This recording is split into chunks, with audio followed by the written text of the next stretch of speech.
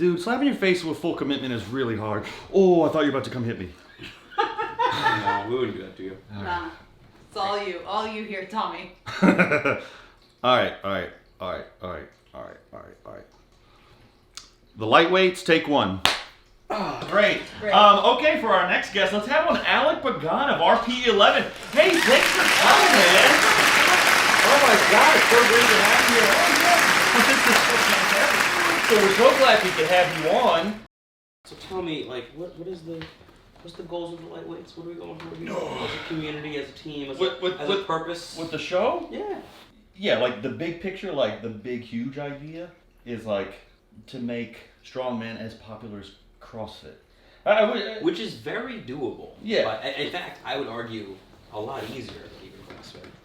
I think CrossFit is extraordinarily appealing because it takes the greatest averages of both physical size and ability and enhances them to the maximum. Yeah. So you take the best male ever, between 5'6" and 5'8", average male height, between 175 and 185. Hey man, that sounds like a great area to be. Right, it sounds really cool. So they take these maximum averages, right? Yeah. And what you get with that, when you enhance it to the highest level of one's physical potential, and spiritual potential, whatever, you get the most relatable sport in terms of fitness in the world. Yeah.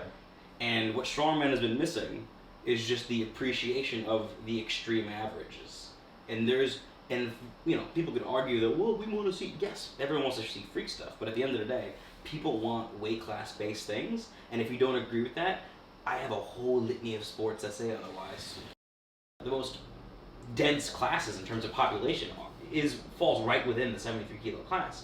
So it doesn't make sense on a commercial perspective in terms of eyes and sponsorships and money, or even an athlete inclusion perspective to not have that class on the world level because it's so populated. Yeah. It's so watched. It's the most watched class, actually, as well. Like, millions of people tune in to watch the women's 73s or 4s at weightlifting worlds, and you get hundreds of thousands for the heavyweights, which is cool. I mean, both are amazing, but it kind of shows you where people want to watch because they can relate. Yeah, because I didn't even know before, I didn't realize it at all before, but there were only 3 classes for women.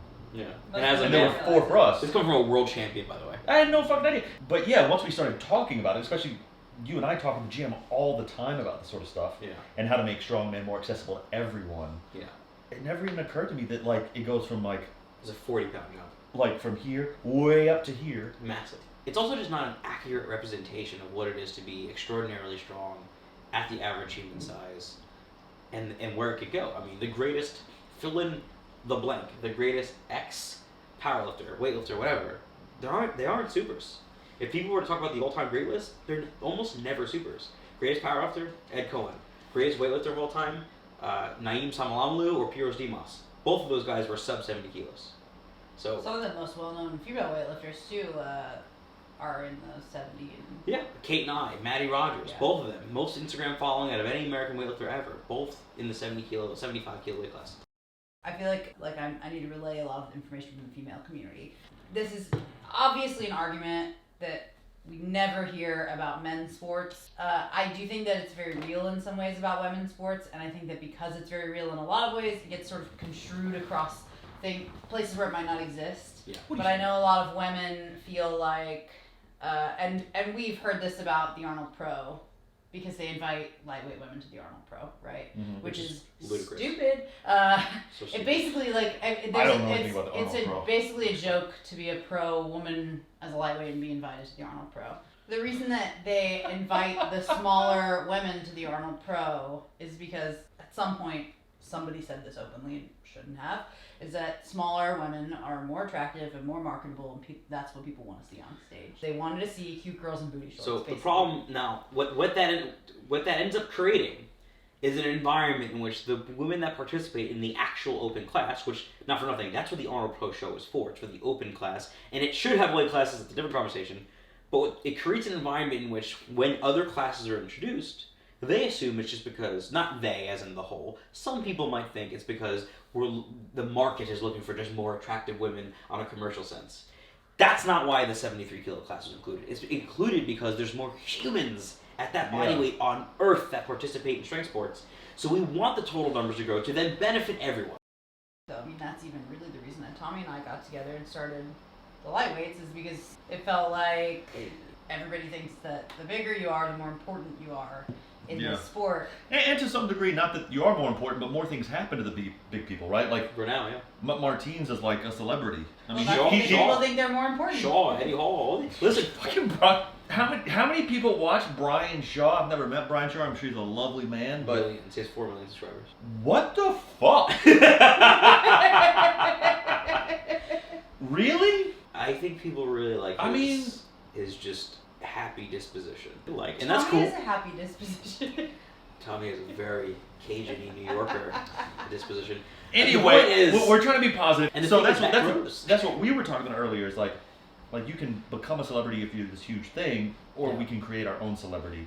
Well, that's what these sports do. In pursuit of growing the sport. That's what these sports do. They curate systems of approach that garner worth or economy based on their own system. So like you allow classes, you respect the champions, and you create avenues of success, and then within it, success breeds success, it gets bigger and bigger. That's literally how sports develop. So to your point, rather than having, Giants Live send a documentary crew out to like film us as 80s like preparing for Worlds and have a fucking sick fucking documentary. Which they should. Like fucking, have you ever seen a CrossFit documentary? All of them. Literally all of them. Really fucking sick. You want to know why they do it? It grows the sport. Yeah, obviously. It's dope. That's why we're doing it. And that's why we're doing this. It makes a ton of money. And Rebecca and I also are working on a documentary about this year. We're not. What's it called? Quite working on it yet. But we are. It's in the works. It's in the works. We're not working on it, but it's in the works. It's the same shit. Is this something I have to pay for? The show, the very specific one-time-a-year show, World's Strongest Man, has stopped evolving for the market it's catering to, and more importantly, through the mediums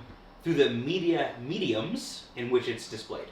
Yeah. Meaning, it is extraordinarily limited into who's going to see it, when they're going to see it, and who are the participants. World's Strongest Man, the show at this point, is simply a show that's owned by an agency company, whatever, that is sold to the English networks for Christmas television. Yeah. And that has been their tradition for fucking over 30 years now. And the problem with that is they haven't evolved. Yeah. They haven't brought in the fact that they could live stream it. They haven't changed their setup to not necessarily rely on where their camera displays is where the judges are going to be and how the athletes move and talk. Like, it's all relied on antiquated television scenarios, which doesn't behoove itself to actually grow with the sport. And at this point, the show in and of itself is actually more detrimental to the growth of the sport than it is beneficial. How? Because it only highlights men and super heavyweight men, the most extreme denominator that people just can't relate to. It turns out, statistically speaking, people don't actually like watching that the most. What they like watching the most is relatability, which we already talked about. Yeah, they don't do that. So if they were smart, and if there was a lot of foresight in the individuals, Giants Live, who run that show, you would just dissolve the World's Strongest Man show, make it already part of the phenomenal promotion you've created, official Strongman Games, and just have a strength extravaganza in which you have the world championships for each of the respected weight classes. And yeah, you could still call the super heavyweight the World's Strongest Man, but that as a whole would bring more attention to the sport. But unfortunately, they're not interested in that because they have to sell money to television show for networks. If we had that many people, it would have to last fucking 2 weeks. No, they could do the whole thing in 10 1 days. week. 10 days. 7 to 10 Dude, days. I would be so down to have a 10-day competition. Yeah, you have a 10-day competition that isn't for everyone. You obviously have day 1 and 2, and 2 is for the lightweights and period. You know what I mean? Oh, I see. And they go through, you have their blocks where like, this is for the lightweights, this is for the middleweights, this is for the X-weights, this is for whatever weights. And then towards the end of the weekend, you have the heavyweight classes. Like, this is literally, by the way, this is nothing new. I'm not suggesting something crazy. This is what Worlds, Olympic Weightlifting Worlds does. A competition that makes way more money and has way more people and has way more media than Strongman does. That's crazy. Yeah. So this is a recipe that already works. Literally just take it. Just take it. Yeah, you're fucking humongous. Yeah. Of course you can lift a lot of weight. Like the smaller people, Yeah. like fucking Narumu, that motherfucker is insane. That's an actual crazy. freak. That's an actual When- freak. so the thing is, that's a fucking. He's a real freak. Naramo should be the world's most famous strongman athlete. He's sick. Because that's also, can we just say charisma? Oh, just, well, no, Sex no, he's also just super handsome. Narumu followed the lightweights yesterday. Thanks, Narumu. Hey! Oh yeah, Thanks, Narumu's a good friend of the weights. Point is, people love seeing athletes that they can relate to physically, but and then when they see them do extravagant shit, like holy fuck! And then when you find out that Narumo did the same weight as the supers in an event, you're like, what the fuck? Wait, what event?